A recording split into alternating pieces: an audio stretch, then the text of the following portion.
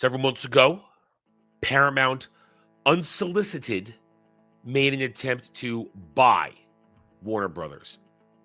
Warner Brothers Discovery rejected them twice. And then the Zaz, David Zaslav, said, hey, all right, bidding war, bring me your best offers. Now, a lot of rumors went around saying that this is what the Zaz was always brought in to do, make Warner Brothers a nice little cherry on top for another company. Problem is, Warner Brothers is not a cherry on top. It's struggling. James Gunn's DCU sent it to this situation where the likes of Netflix, Comcast Universal, and Paramount Skydance emerged as the frontrunners to grab onto this tasty little morsel to top off their corpos or other studios. And for a long time, everybody believed that it was going to be Paramount. They thought, well, Paramount has the inside track. The president said something, this and that. Oh, they're making moves. They got this and that money. As I said before, as I've said in the past, I thought it was going to be Comcast Universal. We all got it wrong on Roundtable, all of us. Last week when we said Comcast Universal, all that Saudi money, all that Arab money, it was gonna buy it in there. Even Paramount Skydance had some of that Middle Eastern money.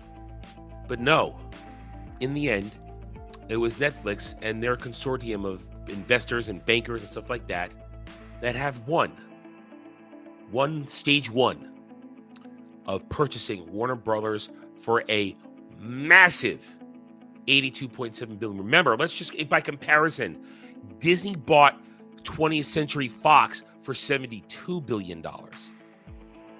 Netflix just did it for 82.7 for Warner Brothers. And it's just Warner Brothers, because here's the kicker. Now we're going to go over the nuts and bolts. We're going to go over the good, the bad, and the ugly here. We're going to do a little bit of speculation, and we're going to leave more speculation for the conversations to be had this weekend on the roundtable. And here's what I think one of the reasons that Warner Brothers took this deal out of the gate. This part right here. If it all falls apart, Netflix will pay them no matter what $5.8 billion for a breakup fee. Because now that this is done, this has to run the gauntlet of government approval, which is going to be very tough because already a lot of people were screaming monopoly. Well, let's be honest. No matter who bought Warner Brothers Discovery, it was going to be a monopoly no matter what. They're just claiming because now that Netflix wants to pick up basically all they're picking up is Warner Brothers Studio and HBO Max streaming. And of course, the catalogs that go with them. Everything else is being split into a new company called Discovery Global. All the terrestrial television and CNN and all that kind of stuff will be in a separate company that once all said is done will exist on its own, tethered to nobody. Now, there are rumors out there that this deal was done to keep Paramount from getting their hands on CNN because the Ellison family, the owners of Skydance, were very hot to reshape CNN into a different type of news broadcasting network. That's rumor, so we're not really going to dig into that. What we're going to dig into now are the nuts and bolts of this. So, Netflix bought Warner Brothers Studio and all its subsidiaries and HBO Max, the third largest streaming, I will just say network for lack of a better term, largest streaming network out there, which means that this is why everybody's screaming monopoly for Netflix, because now Netflix is number one and they own number three. So now they are by and far the largest, most powerful streaming service in the world if this goes through. Second part, Warner Brothers Studios. Now Netflix, like every other large corpo, they own a movie studio. Bottom line, this was the worst possible outcome of this. Here's how I see it being the worst possible outcome. One, Netflix has no idea what it's doing when it comes to making movies and creating television. They're terrible at it. They still live in DEI world, where agenda and propaganda and identity politics come first. Therefore, anything they create, we're going to wonder, is it going to get Netflix? There's a reason we have the term, is something going to get Netflix? Is it going to get race swapped and made super gay? Or the other 50% chance, it'll be pretty good. At the same time, Netflix now will own the entire Warner Brothers catalog, 100 plus years of movie and television that they can just slap on Netflix.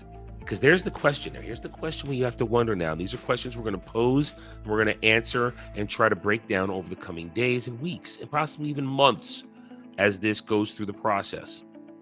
What does Netflix do with HBO Max? As I was talking about it with a couple people last night, HBO Max is good for its catalog, but its interface sucks. So, as I see it, Netflix has one of two options. You either absorb HBO Max into all of Netflix and quietly phase it out, which is what I think a lot of people think they're gonna do, or you simply reformat HBO Max with the Netflix algorithms and interface, which everybody seems to like, and let it run forward and keep the brand recognition, the name recognition of HBO Max, and have it be a brand. Now, there's a lot of statements in here. We're not going to read these today because we don't want to bog down this news segment, this early breakdown here. But the CEO right here, Mr. Ted Sarandos, has said a lot. We're going to keep HBO Max intact. We're going to keep making movies. They promised that up until 2029, every Warner Brothers movie set to release will be released. Now, that is a promise that they can easily break. Perfect example, something like Clayface in the DCU, which we're going to talk a lot about in the coming days and weeks. Clayface hasn't had a single thing of promotional material released. Essentially, it's in the same situation Batgirl was. If Netflix so desires, they can shit-can that. They can't shit-can Supergirl. That's already gotten a lot of stuff out there. There's going to be a trailer next week, most likely. That's going to happen. Lanterns also had a trailer shown in the UK just a couple days ago. So Lanterns is out there. Lanterns is coming out, although that's been pushed back to July. But Clayface may get junked. Man of Tomorrow may get junked because we ask the questions now, what is the fate of the DCU? What will happen to James Gunn and Peter Safran? Do they have anything in their contracts that say if a large new entity takes over Warner Brothers, are we safe? Once again, I remind you, the only reason Warner Brothers was in play is because Superman 2025, James Gunn's Superman, tanked, lost money, lost truly hundreds of millions of dollars, not just 50, 80 million dollars, but hundreds of millions of dollars, because we know the real numbers. Left Warner Brothers vulnerable. And here we are. Netflix is a disaster. Now, I'm not going to talk about does this kill Hollywood. I don't really care if it kills Hollywood. I don't care if it kills the movie-going experience, if Netflix doesn't do that. Because frankly, in my opinion, the movie-going experience is already shit. It's already garbage. What's left to ruin? Going there is terrible. The movies are mostly terrible. Everything costs too much. So there's nothing much left to destroy. But this just might be the beginning of the end, true. But in the end, what's it matter? What's it matter? What I am more focused on is the possible creative black hole that we're now going to get because of the people involved in Netflix, now the people involved in HBO Max. Because think about it like this, whether you like it or not, and I generally don't like it, Game of Thrones is a big hit. Will that be affected by anything in Netflix? Harry Potter live action reboot, 2027, slated for release. They're already filming season 1. They might even be on to season 2 by now. What are they going to do about that? Will that only have the 2 seasons and then they'll pull the plug? Will Netflix mess with it even more. I mean, I'm sure they're plenty happy with Black Snake because we know how they operate. But Netflix owning Warner Brothers, it's going to be either terrible or just meh. Because I personally don't see anything great coming out of this. I do not. I feel as though this is the end of creativity. It's the end of an era. Warner Brothers was the final independent studio. All of 20th century's great studio systems are now owned by big corpos. They're all gone. MGM, Universal, Fox, Warner Brothers, Paramount. All owned by big corpo now.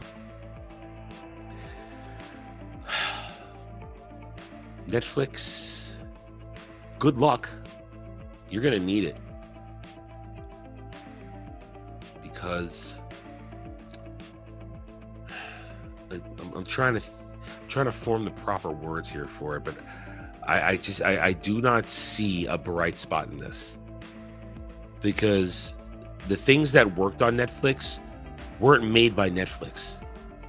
But now Netflix owns everything from Harry Potter to Lord of the Rings, to a lion's share of the Lord of the Rings IP. I guarantee, I will say this as we round this out here. I think they shit can Hunt for Gollum. I think they shit can that thing fast. That's not a good idea at all. And I think they're going to realize that quickly. Either way, we're going to see how this happens. And in the end, it may fall apart. It may fall apart. This may have been the plan of Warner Brothers to begin with. Bring in Netflix. Get that guaranteed $5.8 billion. Falls apart. Get that cash influx. Right your ship and then move on. And at the same time, jettison the dead weight of terrestrial television, which will become Discovery Global. We'll wait and see. We'll see what happens. I don't have a lot of faith. I don't think you should either. Thanks for watching, everyone. If you enjoyed the video, hit that like button, subscribe to the channel, check out my gaming channel at Renaissance Nerd Arcade, and follow me on X Twitter under @TheRedNerd. Thanks again for watching. Take it easy.